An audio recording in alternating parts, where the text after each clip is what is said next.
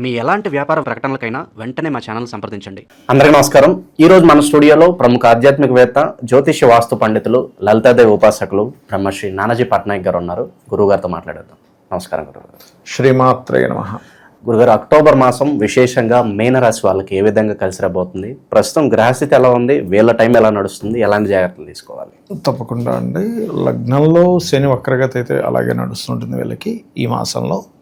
అలాగే మీనం నుంచి, అంటే మీన రాశి అధిపతి ఈ నెల అక్టోబర్ మాసంలో 28వ తేదీ గురువు మారుతున్నాడు. అంటే మీనం నుంచి 4వ స్థానంలో ఉండే గురువు పంచమంలోకి వస్తున్నాడు. దీనివల్ల ఏమిటి ఫలితాలు ఏమిటని ఏవైతే మనం చెప్తుంది నేనైనప్పటికీ కూడా చెప్పేసిన సాక్షాత్తులు తమ వారిగా భావిస్తూ, ఒకటి, గురువు పంచమంలోకి వెళ్తున్నందుకు ఈ నెల పర్టికులర్ అక్టోబర్ మాసంలో 27 తర్వాత ఎవరైతే సంతానం కోసం ప్రయత్నం చేస్తూ ఉంటారో, ఏదైనా క్రియేటివ్ రిలేటెడ్ ఫీల్డ్స్లో ప్రయత్నం చేస్తుంటారో వాళ్ళకి చాలా బాగుంటుంది.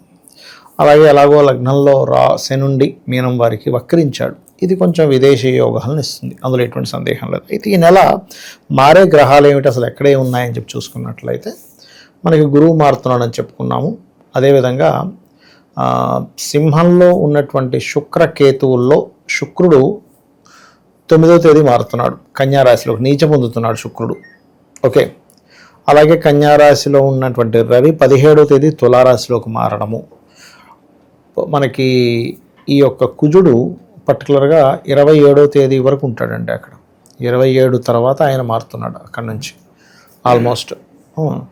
సో 18వ తేదీ దాదాపుగా కుజుడు కూడా తులారాశి నుంచి పక్కకి వెళ్తున్నాడు. అయితే ఈ 18ని వెళ్ళే ముందు మనకు 3వ తేదీ బుధుడు ఎప్పుడైతే చేరుతున్నాడో తులలో బుధ కుజుల యొక్క సంబంధం ఏర్పడింది. సో ఇవన్నీ మనం చూసుకుంటే ఫస్ట్ ఆఫ్ ఆల్ వీళ్ళకి ఫైనాన్షియల్గా ఎలా ఉంటుంది అనే విషయాన్ని కనుక మనం చూసుకుంటే కొంతవరకు విదేశీ ధనయోగం, విదేశీ సంపాదన యోగం ఎక్కువగా ఉంటుందండి వీళ్ళకి. బికాజ్ ఆఫ్ సప్తమాధిపతి ధనాధిపతి కలయిక కదా అష్టమంలో. అయితే అష్టమంలో ఎప్పుడైతే కుజుడు బుధుడు ఉంటారో, ఇది పర్టికులర్గా ఏంటంటే వాహనాల మీద వెళ్ళేటప్పుడు స్లోగా వెళ్ళాలి, అది కూడా ముఖ్యంగా 18వ తేదీ వరకు అనేటువంటి చాలా స్పష్టంగా చూపిస్తుంది ఇక్కడ. ఈ విషయాల్లో జాగ్రత్తగా ఉండాలి. ఇక ప్రేమ వ్యవహారాలు, సంతానం కోసం చేసే ప్రయత్నము, సంతాన అభివృద్ధి, ఇవన్నీ మాత్రం బ్రహ్మాండంగా ఉంటాయి, దానికి ఏం ప్రాబ్లం లేదు. అలాగే ఉద్యోగం కోసం ఉన్న ప్రదేశం కాకుండా వేరే ప్రాంతాలకు వెళ్ళవలసిన పరిస్థితి వీళ్ళకుంది. లగ్నంలో శని వక్రించున్నాడు కదా, అందుకని.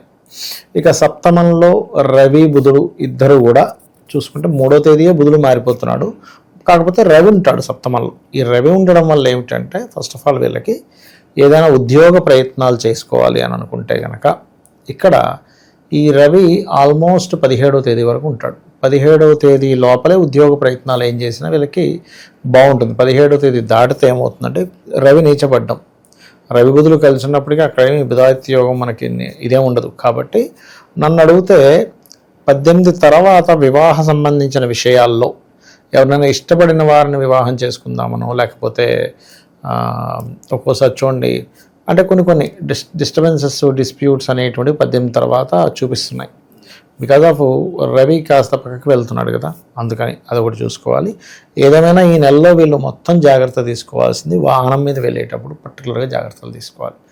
ఎందుకంటే ఇక్కడ బుధుడు చతుర్థాధిపతి బుధుడు ఎవరైతే ఉన్నారో ఆయన నీచబడ్డ రవితో కనెక్ట్ అవుతున్నాడు. అదేవిధంగా చతుర్థాధిపతి అయిన బుధుడు కుజుడితో కనెక్ట్ అవుతున్నాడు. అంటే ఒకటి అగ్రెసివ్ ప్లానెట్ ఒకటి, ఇంకోటి షష్టమాధిపతి అష్టమంలో ఉండే గ్రహంతో. ఒక రకంగా షష్టమాధిపతి అష్టమం అనేది కొంత లక్ కూడా ఇస్తుంది, ఇవ్వదని కాదు. ఏదైతే మనం జాబ్ కోసం ప్రయత్నం చేస్తుంటామో ఆ యొక్క జాబ్ రిలేటెడ్ సంబంధించిన విషయంలో మంచి ఫలితాలు ఇస్తుంది, ఇవ్వదని కాదు. కాకపోతే ఇక్కడ ఏంటంటే మీనం వారు కదా ముఖ్యంగా, ఈ మీన రాశి వారికి ఈ పంచమంలో గురువు ఒక సరైనటువంటి నిర్ణయం తీసుకోవడానికి 27వ తేదీ నుంచి వస్తున్నాడు గురువు. అక్కడ నెల మొదట్లో ఏం రావట్లే, సో ఎండింగ్ నుంచి వస్తుంది దాని రిజల్ట్ ఏదైతే ఉందో. కాకపోతే ఎప్పుడైనా ఏదైనా గ్రహం కనుక 15 డిగ్రీలు దాటితే అది పక్క రాశి ఫలితాలు ఎక్కువగా ఇస్తుంటుంది. కాబట్టి వీరికి కొంచెం క్రియేటివ్, ఏదైనా సంగీతము, సాహిత్యము, వేద సంబంధించినవి, ఎందుకంటే గురువు కదా, ఇలాంటివి నేర్చుకోవడానికి కొంచెం తెలివిగా కొన్ని నిర్ణయాలు తీసుకోవడానికి చాలా బాగుంది. దానిలో ఎటువంటి డౌట్ లేదు చెప్పాలండి మీనం వారికి. కాకపోతే ఎప్పుడైతే రాహు 12లో ఉంటూ లగ్నంలో ఉన్న శని వక్రించాడో ఇది చూపించే రిజల్ట్ ఏమిటంటే మీరు ఏదైనా ఇన్వెస్ట్మెంట్ చేసేటప్పుడు షార్ట్ టర్మ్ ఇన్వెస్ట్మెంట్స్ ఏమీ చేయకుండా లాంగ్ టర్మ్ ఇన్వెస్ట్మెంట్స్ కనుక చేసినట్లయితే వీళ్ళకి ఏదైనా కొంత లాభం ఉంటుంది. అలా కాకుండా 2 నెలల్లో డబ్బులు రావాలి అని కనుక ఎక్స్పెక్ట్ చేసినట్లయితే అది సరైనటువంటి రిజల్ట్ ఇవ్వదు. అనవసరంగా బాధపడ్డం తప్పితే ఏం లేదు అక్కడ. అదొకటి. వివాహ ప్రయత్నాలు చేసే వాళ్ళకి ఎలా ఉంటుంది? వివాహ ప్రయత్నం అది చెప్పాను కదా, 17వ తేదీ లోపలే వీళ్ళు ఏ ప్రయత్నమైనా సక్సెస్ ఉంటుంది. ఎందుకంటే అక్కడ మీకు అందులో ముఖ్యంగా మొదటి 3 రోజులు బుధాదిత్య యోగం 3 రోజులు ఉంటుంది అక్కడ. సెప్టెంబర్ మాసం మొత్తం ఉంటే అక్టోబర్ మాసం 3వ తేదీ బుధుడు మారిపోతున్నాడు కదా, ఆ ఫస్ట్ వీక్ కొంత ప్రభావం ఉంటుంది, మంచి ప్రభావం ఉంటుంది. కానీ తర్వాత పరిస్థితి ఏమిటి అంటే నీచపడుతున్నాడు శుక్రుడు. అక్కడికి వచ్చి 9వ తేదీ నుంచి శుక్రుడు నీచపడుతున్నాడు. కాబట్టి ఫస్ట్ వీక్లోనే ఏమేం చేసుకోండి, కానీ 9వ తేదీ వస్తే నీచపడ్డ శుక్రుడు, అది కూడా అష్టమాధిపతి. ఆ అష్టమాధిపతి స్వరూపం కూడా ఎలా ఉంది, కుజుడు యొక్క ఎనర్జీస్తో అష్టమాధిపతి వచ్చి అక్కడ ఉంటున్నాడు. కాబట్టి చేసుకున్న తర్వాత అనవసరమైన గొడవలు. ఎందుకంటే ఎప్పుడైనా మనకి సప్తమంలో గోచారంలో ఏ గ్రహం ఉంది ఈజ్ మోస్ట్ ఇంపార్టెంట్. ఆ గ్రహం ఉన్న దాన్ని బట్టి గోచారంలో మనకు వచ్చేవాళ్ళు, అది పార్ట్నర్స్ కానివ్వండి, వివాహ సంబంధించినవి కానివ్వండి, స్త్రీకైనా పురుషుడికైనా అటువంటి క్యారెక్టర్స్, అటువంటి సంబంధం ఇబ్బంది పడే వాళ్ళు వస్తారు. కాబట్టి నేను చెప్పేది ఒకటి, ఏదైనా సెట్ చేసుకుంటే ఫస్ట్ వీక్లో సెట్ చేసుకోండి. లేదు అనుకుంటే ఆ నెలంతా వదిలేసి నెక్స్ట్ మంత్లోకి వెళ్ళడం ఉత్తమం. ఏది వివాహం కానివ్వండి, పార్ట్నర్షిప్స్ కానివ్వండి, ఇవి ప్రధానంగా తీసుకోవాల్సినటువంటి జాగ్రత్తలు చెప్పాలంటే. అది శత్రువుల పరిస్థితి గురుగారు, శత్రువుల నుంచి ఇబ్బంది ఎంతవరకు ఉందంట? కనబడిన శత్రువులు ఉంటారు. ఎందుకంటే రుణ రోగ శత్రుస్థానం అనేది 6వ స్థానానికి వచ్చింది. సో 6వ స్థానము సహజంగానే ఎవరికైనా 6వ స్థానం పూర్వజన్మ కృతం, అంటే పూర్వజన్మ స్థానం అని చెప్తారు. పూర్వజన్మ కృతం పాపం వ్యాధి రూపేణ వర్తితే అంటారు. 6లో రుణరోగ శత్రువులు ఉంటారు. కాబట్టి కనబడిన శత్రువులు, ఏదైనా హెల్త్ ఇష్యూ వచ్చినా అది ఐడెంటిఫై కానటువంటి హెల్త్ ఇష్యూస్. కేతువు కదా చిత్ర విచిత్ర గ్రహం. ఓకే, రుణాలు ఏమైనా వచ్చినా కానీ చిత్ర విచిత్రంగా రుణం చేయడం, అసలు ఇప్పుడు ఎందుకు అప్పు చేస్తున్నావు అని అడుగుతారు, ఏదో తీసేసుకుంటున్నాను అంటారు.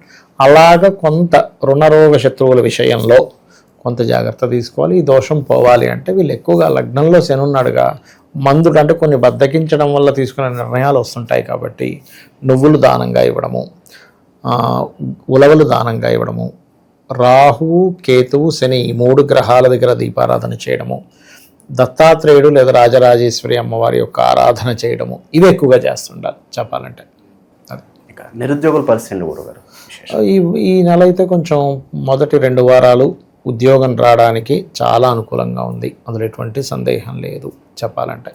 ఎందుకంటే ఇక్కడ దశమాధిపతి ఉచ్చ చెందుతున్నాడు ఈ మంత్ ఎండింగ్ లోపల 27వ తేదీ నుంచి కర్కాటకంలోకి వెళ్తున్నాడు. సో కర్కాటక మనకి ఎప్పుడైతే మిథునంలో ఆయన 15 డిగ్రీలు దాటాడో, ఇది ఉచ్చస్థానం వైపు ప్రయాణం కాబట్టి మీనం వారికి ఉద్యోగ సంబంధించిన విషయంలో బాగుందని చెప్పుకోవాలి. కాకపోతే ఇక్కడ మనం లగ్నం ఏమి ఇండికేట్ చేస్తుందనేది చూడాలి.